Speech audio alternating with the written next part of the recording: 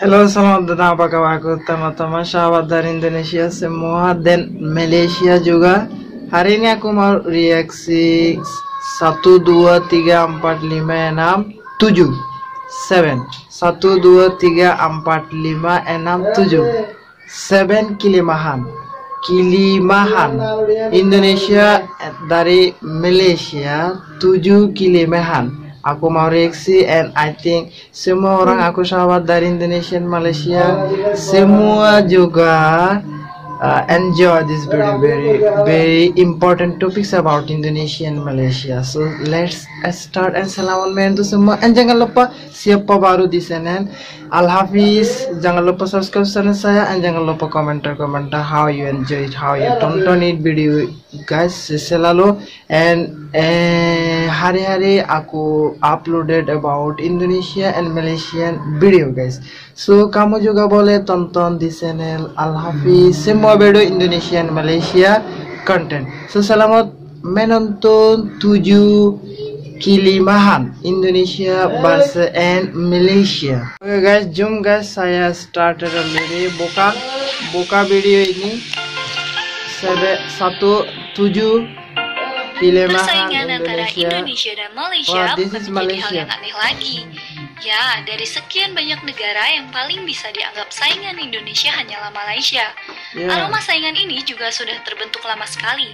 Layaknya sikap dalam persaingan, kita pasti saling berpacu untuk menunjukkan siapa yang terbaik demi harga diri bangsa.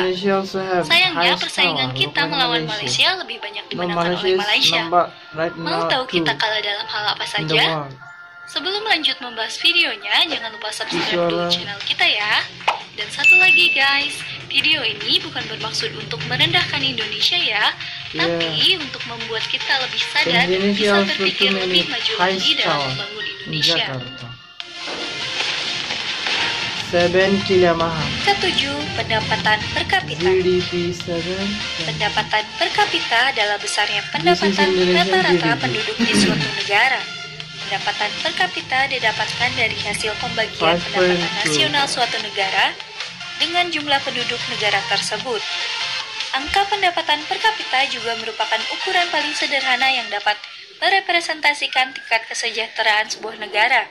Dari 11 negara yang ada di Asia Tenggara, Indonesia menduduki peringkat kelima dengan nilai per kapita sebesar $4.052 pada tahun 2018.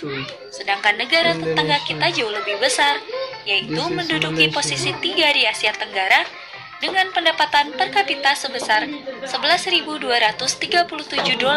Sedangkan di urutan pertama ditempati oleh negara kecil Singapura yang mencapai $61.767.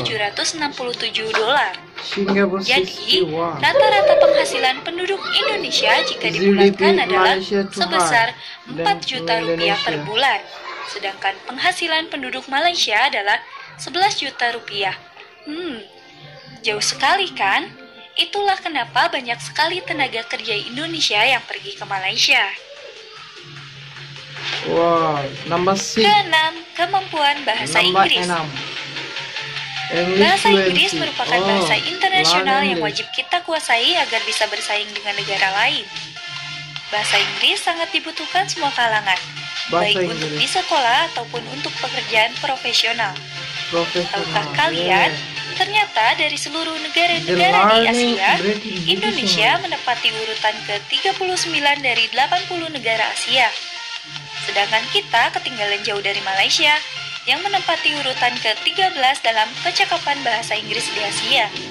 Wajar saja, karena bahasa Inggris merupakan bahasa kedua di Malaysia. Tapi, bukan berarti itu alasan kita untuk malas belajar bahasa Inggris ya.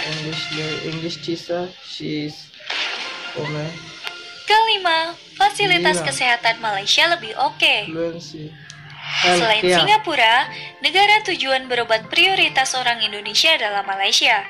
Alasannya sudah jelas karena fasilitas kesehatan di sini lebih oke, sehingga tingkat kesembuhannya lebih tinggi pula. Sebenarnya, fasilitas kesehatan Indonesia juga cukup memadai. Sayangnya, banyak yang beranggapan juga kalau manajemen sumber daya manusianya miris. Menurut orang yang pernah berobat di negeri jiran itu, dokter-dokter Malaysia dibatasi jumlah pasiennya, sehingga mereka bisa sangat maksimal. apalagi di rumah sakit swasta. Dokter-dokter Malaysia bisa menghabiskan waktu berlama-lama dengan satu orang pasien saja. Nomor 6. Keempat, korupsi di Malaysia jauh lebih sedikit. Kalau menurut penilaian subjektif, kita tentu akan menganggap Malaysia tidak ada apa-apanya dalam segala hal. Tapi nih ya teman-teman, menurut data yang ada justru menunjukkan hal yang sebaliknya. Misalnya dalam peringkat negara paling bersih dari korupsi, pada tahun 2017 sendiri, Malaysia mencatatkan angka 62 dunia. Indonesia sendiri peringkatnya adalah 96 dunia. Jadi kesimpulannya, Malaysia jauh lebih bersih alias lebih sedikit korupsinya. Hal itu yang membuat Malaysia lebih maju, guys. Total korupsi. Ketiga, kekuatan paspor Indonesia tidak ada apa-apanya dibanding Malaysia. Untuk kita yang hobi jalan-jalan ke luar negeri, tentunya dibutuhkan beberapa dokumen pendukung, salah satunya yaitu paspor. Dengan paspor, kita bebas mengunjungi beberapa negara lain dengan mudah. Tetapi, jumlah negara yang bisa dikunjungi oleh pemegang paspor Indonesia terbatas. Itu karena kekuatan paspor kita lemah. Paspor Indonesia sendiri berada di urutan 61 dunia dengan kebebasan berkunjung tanpa visa sebanyak 70 negara. Berbeda dengan pemegang paspor Malaysia yang berada di urutan 6 dunia dengan jumlah negara bebas visa sebanyak 157 negara. Wah, kalah jauh ya. Salah satu faktor penyebab lemahnya paspor Indonesia adalah hubungan diplomatis antar negara. Kedua, kunjungan turis asing. Kedatangan turis asing ke sebuah negara tentunya memberikan keuntungan secara finansial untuk negara tersebut. Tujuan mereka pergi ke sebuah negara adalah untuk berlibur dan menikmati wisata yang disuguhkan. Untuk itu, Indonesia juga tidak ketinggalan untuk mempromosikan keindahan negaranya untuk didatangi wisatawan mancanegara. Namun nyatanya, jumlah kunjungan wisatawan ke Indonesia pada tahun 2017 lalu hanya sekitar 14.039.799 wisatawan. Sedangkan Malaysia memperoleh sekitar 25.948.459 kunjungan wisatawan asing. Tentunya hal itu membuat Malaysia memperoleh pendapatan yang sangat besar dari wisatawan asing yang berkunjung ke negaranya. Di urutan pertama di Asia Tenggara sendiri ditempati oleh Thailand. Thailand masih menjadi negara favorit untuk dikunjungi para turis, disusul oleh negara Malaysia.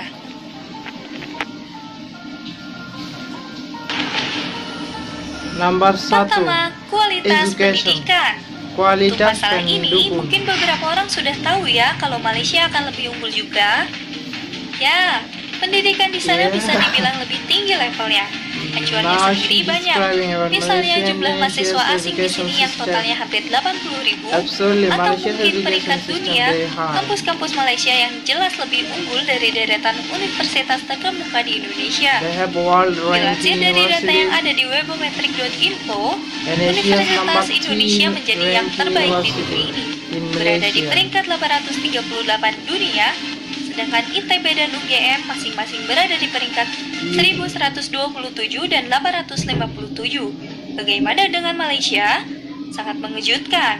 Mereka ada di 398 yang ditempati oleh University of Malaya.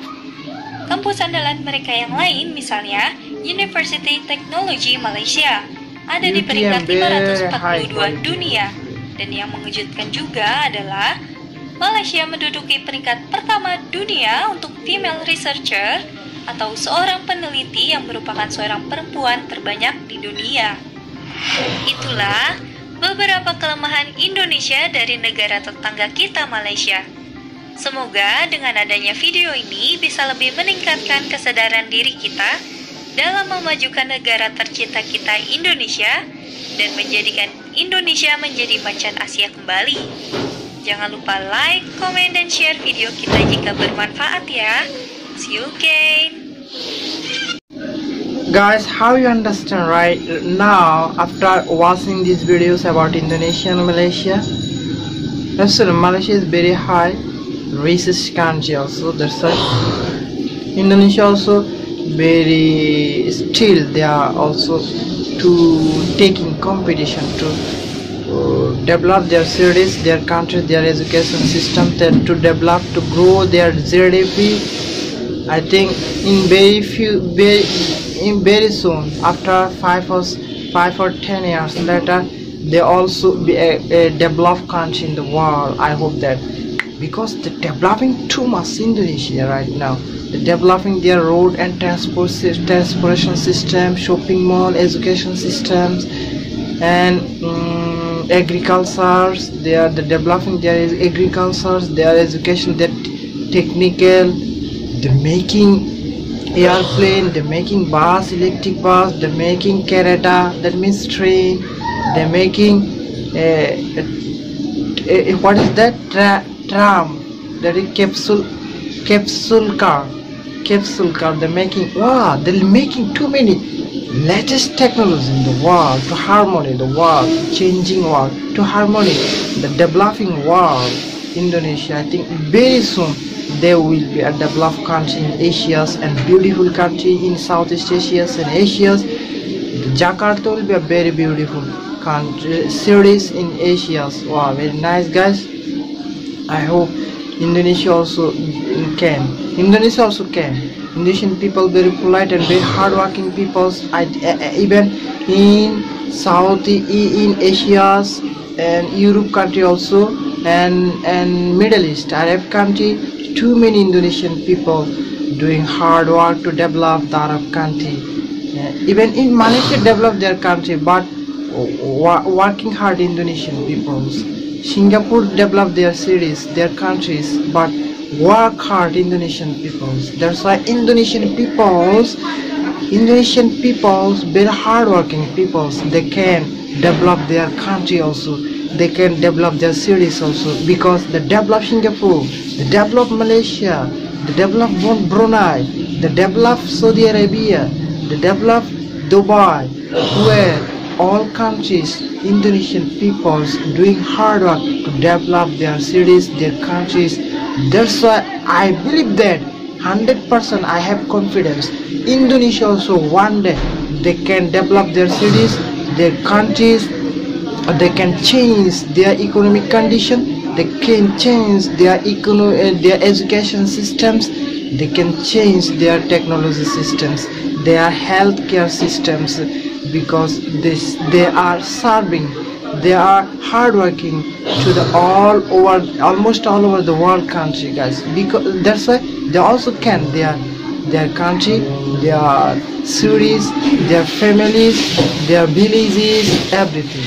Hope bright future for all Indonesian peoples and Malaysian also. Malaysia are already very developed country in Southeast Asia, and people says Kuala Lumpur is the next New York in Asia. Asia's New York is Kuala Lumpur. So guys, no more today. See you next video, and komentar how you enjoy it, how you feel it. So siapa baru, jangan lupa subscribe channel saya, jangan lupa komentar saya laku di video Indonesian Malaysia. Bye bye.